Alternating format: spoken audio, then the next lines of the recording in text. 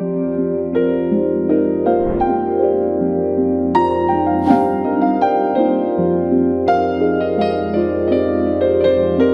मानव मल कंपोस्ट हो जाता है तो सोन खाद कहलाता है, और यही जब खुले में पड़ा रहता है तो बीमारियों और गंदगी का कारण बनता है।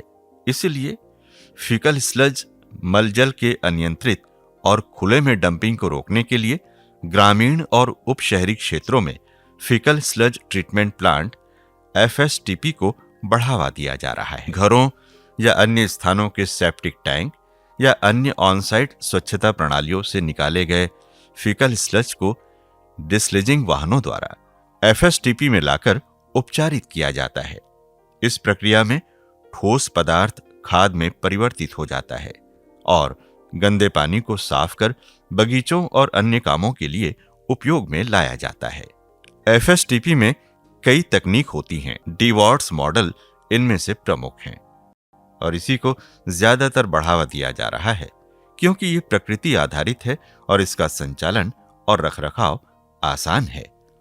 डीवॉर्ट्स मॉडल के प्लांट के विभिन्न घटक हैं जिनके माध्यम से फीकल स्लज एक प्रक्रिया से गुजरकर उपचारित होता है।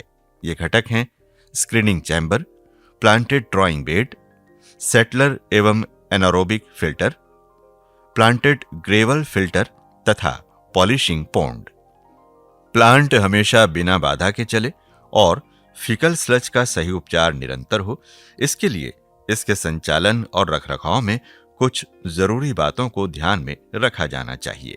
चलिए हमारे आदर्श FSTP के ऑपरेटर श्याम कुमार से समझते हैं वो अपने प्लांट का संचालन और रखरखाव किस तरह करते हैं। नमस्कार, चलिए सबसे पहले चलते हैं स्क्रीनिंग चैम्बर की ओर। स्क्रीनिंग चैम्बर में सेप्टिक टैंक से फीकल स्लज निकालकर वाहन के द्वारा लाया जाता है। सेप्टिक टैंक से फीकल स्लज को खाली करते समय कुछ महत्वपूर्ण बातों का ध्यान रखना चाहिए। सेप्टिक टैंक को कभी भी मैन्युअली खाली नहीं करना चाहिए। इसके अंदर जहरीली गैस हो सकती है। इसे डीस्लजिंग गाड़ी के माध्यम से किया जाना चाहिए। सेप्टिक टैंक को खाली करते समय डीस्लजिंग गाड़ी को किसी भी हालत में 25 मीटर से अधिक की दूरी में नहीं होना चाहिए। टैंक को खाली करते समय इसके कवर को सावधानी पूर्वक हटाया या तोड़ा जाना चाहिए। इसके बाद पाइप को टैंक में डाला जाना चाहिए। यदि सेप्टिक टैंक में ठोस पदार्थ की मात्रा अधिक हो तो पानी डालकर इसे खाली किया जाना चाहिए। उसके बाद गाड़ी के गेट वाल्व को सही से बंद किया जाना चाहिए। सेप्टिक टैंक खाली हो जाने के बाद कवर को सीमेंट से प्लास्टर करके सील किया जाना चाहिए। इसके बाद उस जगह को 1% क्लोरीन सॉल्यूशन से साफ करना चाहिए। ध्यान रहे, परिवहन के दौरान फीकल स्लज किसी भी परिस्थिति में रास्ते में ना फैले। जब गाड़ी किसी सेप्टिक टैंक या अन्य ऑन साइट स्वच्छता प्रणालियों से निकाले गए फीकल स्लज को लेकर आती है तो सबसे पहले गाड़ी के टैंक में कितना फीकल स्लज है इसकी जांच की जाती है। उसके बाद टैंक के निकासी पाइप को स्क्रीनिंग चैम्बर के इनलेट से जोड़ा जाता है। स्क्रीनिंग चैम्बर में जब फीकल स्लज जाता है उसी समय इसका pH और तापमान की जांच की जाती है, जिसका विवरण तारीख, मात्रा आदि के साथ लॉग बुक में दर्ज की जाती है। ध्यान रखना चाहिए स्क्रीनिंग चैम्बर की जाली साफ हो और किसी तरह का अपशिष्ट इसमें ना हो। रिसाव ना हो, इसके लिए होज पाइप को स्क्रीनिंग चैम्बर के इनलेट के साथ ठीक से लगाना चाहिए। उसके बाद ही टैंक का गेट वाल्व खोला जाना चाहिए ताकि फीकल स्लज सही से स्क्रीनिंग चैम्बर में जाए। जब टैंक खाली हो जाए तब इसका गेट वाल्व बंद करें और जांच करें कि कुछ भी फीकल स्लज बाहर न गिरा हो।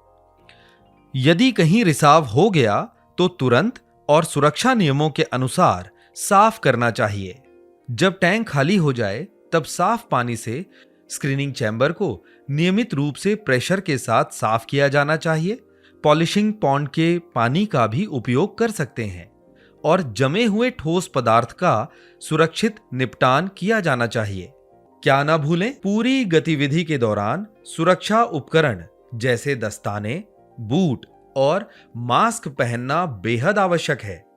चलिए अब चलते हैं प्लांटेड ड्राइंग बेड की ओर। प्लांटेड ड्राइंग बेड विशिष्ट उपचार प्रक्रिया की एक इकाई है जिसमें विभिन्न प्रकार के पत्थर या फिल्टर मीडिया होते हैं। इसमें पौधों के अलावा सबसे ऊपर रेत और नीचे अलग अलग आकार की गिट्टी होती है।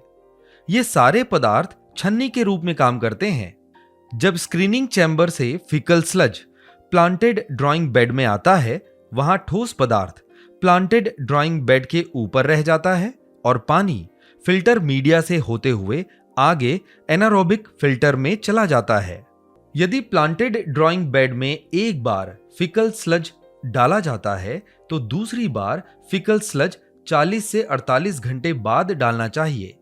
इस बीच दूसरी बार फिकल स्लज आता है तो इसे दूसरे प्लांटेड ड्राइंग बेड में डाला जा सकता है। जब फिकल स्लज का ठोस पदार्थ प्लांटेड ड्राइंग बेड के आखिरी दर्शाए गए स्तर तक भर जाता है तो इसे 3 महीने सूखने के लिए छोड़ देना चाहिए। जब फिकल स्लज सूख जाता है और उसमें दरारें दिखाई देने लगती हैं तो इसे सावधानी पूर्वक हटाया जाना चाहिए। सूखे हुए फिकल स्लज की सतह पर जमे अतिरिक्त रेत कण को हटा देना चाहिए। इस सूखे हुए फिकल स्लज को खाद बनाने के लिए निर्धारित जगह में भी ले जाया जाना चाहिए। पौधों को दोबारा लगाया जाना चाहिए और यदि जरूरी लगे तो रेत को फिर से भरा जा सकता है। समय समय पर यहां लगे पौधों को काटा और छांटा जाना चाहिए और निकाले गए पौधों को सुरक्षित रूप से खाद बनाने वाली जगह में ले जाना चाहिए। ये सेटलर व एनारोबिक फिल्टर है। प्लांटेड ड्राइंग बेड से निकला पानी सेटलर में आता है, जहां पानी में बाकी बचे हुए ठोस अपशिष्ट धीरे धीरे नीचे जाते हैं। इस अपशिष्ट को हर साल साफ किया जाना चाहिए। इसके लिए सेप्टिक टैंक से फिकल स्लज निकालने वाली गाड़ी का उपयोग किया जा सकता है। एनारोबिक फिल्टर की सफाई प्रत्येक 3 साल में किया जाना चाहिए। सफाई के लिए सभी फिल्टर मीडिया को बाहर निकाला जाना चाहिए और सावधानी बरतते हुए साफ किया जाना चाहिए। जरूरत पड़ने पर इस फिल्टर मीडिया को बदला भी जा सकता है। एनारोबिक फिल्टर के सभी कक्षों को साफ पानी के प्रेशर से अच्छे से साफ करना चाहिए। यहां से निकले गंदगी को हटा देना चाहिए। ध्यान रहे, ये अपशिष्ट निपटान पीने के पानी के स्रोतों से कम 30 फीट की दूरी पर करें। इसके बाद प्लांटेड ग्रेवल फिल्टर एक महत्वपूर्ण फिल्टर इकाई है। यहां दूषित जल आता है और सफाई की प्रक्रिया से गुजरता है। सामान्य तौर पर रखरखाव का काम प्लांटेड ग्रेवल फिल्टर में मासिक रूप से किया जाना चाहिए। इसे तब भी किया जाना चाहिए जब फिल्टर मीडिया के ऊपर पानी या नमी दिखाई दे, नहीं तो यहां मच्छर पनप सकते हैं। इसमें लगे स्वीवेल पाइप सही है या नहीं ये देखा जाना चाहिए। कहीं रिसाव तो नहीं है, इसकी ठीक से जांच करनी चाहिए। यदि रिसाव है तो इसे सही किया जाना चाहिए। सूखे पत्तों और कचरे को सावधानी बरतते हुए साफ किया जाना चाहिए। यदि पौधे बहुत बड़े और घने हो गए हों तो काटा और छांटा जा सकता है। निकाले गए पौधों को सुरक्षित रूप से जहां खाद बनाया जाता है वहां ले जाना चाहिए। अब चलते हैं पॉलिशिंग पॉन्ड की ओर। इस गड्ढे में उपचारित पानी संग्रहित होता है। यह पानी हवा और सूर्य की किरणों से शुद्धिकरण की प्रक्रिया से गुजरता है। तालाब के अंदर सूखे पत्तों, कूड़े या मलबे को उचित उपकरण का उपयोग करके मैन्युअली साफ करना विशेष आवश्यक है। यहां जमा पानी का उपयोग होते रहना चाहिए। पानी लंबे समय तक जमा ना हो, इसका ध्यान रखना चाहिए। तालाब में जमा होने वाले पानी की समय समय पर जांच भी किया जाना चाहिए। एफएसटीपी के व्यवस्थित संचालन एवं रखरखाव के लिए कुछ विषयों पर ध्यान देने की आवश्यकता है।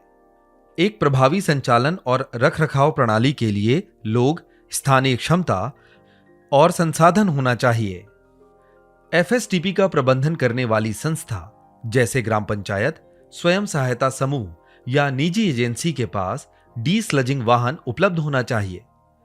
इसके आसपास के क्षेत्र में खुले में फिकल स्लज के निपटान को रोकने के लिए कड़े नियम और प्रावधान होने चाहिए। इसके सही संचालन और रखरखाव के लिए पंचायत आदि का समुचित प्रशिक्षण बेहद महत्वपूर्ण है। इसकी निरंतरता सुनिश्चित करने के लिए इसके संचालन और रखरखाव की समय समय पर स्थानीय प्रशासन द्वारा निगरानी भी की जानी चाहिए। संचालन एवं रखरखाव की लागत और व्यय को पूरा करने का स्रोत। एफएसटीपी के संचालन एवं रखरखाव की लागत उसके आकार और इस्तेमाल की गई तकनीक पर निर्भर करती है। अनुमान के अनुसार 9 KLW प्लांट यानी जो एक सप्ताह में 9000 लीटर स्लज ले सकता है, उसकी वार्षिक रखरखाव लागत 6 लाख तक हो सकती है, जिसमें डी स्लजिंग की लागत यानी ड्राइवर और हेल्पर का वेतन, ईंधन आदि शामिल हैं। यह लागत परिवार द्वारा अपने सेप्टिक टैंक की सफाई के लिए भुगतान की गई फीस से पूरी की जा सकती है। यदि वाहन किसी निजी एजेंसी द्वारा चलाया जाता है तो वह प्लांट को टिपिंग शुल्क दे सकती है। व्यय में किसी भी अंतर को सरकार द्वारा प्रदान किए गए फंड जैसे एफसी फंड वगैरह और खाद आदि की बिक्री आय से पूरा किया जा सकता है। स्थानीय सरकार एफएसटीपी को बनाए रखने के लिए अतिरिक्त संसाधन प्रदान करने की भी व्यवस्था कर सकती है। जहां जरूरत हो डी स्लजिंग वाहनों और अन्य संचालन एवं रखरखाव के लागतों के प्रावधान के लिए सीएसआर की सहायता भी ली जा सकती है। प्रबंधन का क्या मॉडल होना चाहिए? प्लांट का प्रबंधन स्थानीय ग्राम पंचायत, एसएचजी या सरकार द्वारा नियुक्त निजी एजेंसी द्वारा किया जा सकता है। यदि प्रबंधन एजेंसी के पास फिकल स्लज परिवहन करने वाला वाहन नहीं है तो एफएसटीपी में फिकल स्लज के सुरक्षित निपटान के लिए सरकार, स्थानीय प्रबंधन एजेंसी और कीचड़ हटाने वाली एजेंसी के बीच त्रिपक्षीय समझौता हो सकता है। तो ये रही बात हमारे एफएसटीपी के संचालन और रखरखाव की। स्वच्छता का सीधा संबंध मानव स्वास्थ्य और पर्यावरण से है, इसलिए फिकल स्लज का प्रबंधन और उपचार ठीक तरीके से किया जाना बहुत ही जरूरी है। इसके लिए एफएसटीपी के संचालन और रखरखाव पर विशेष ध्यान देने की आवश्यकता है।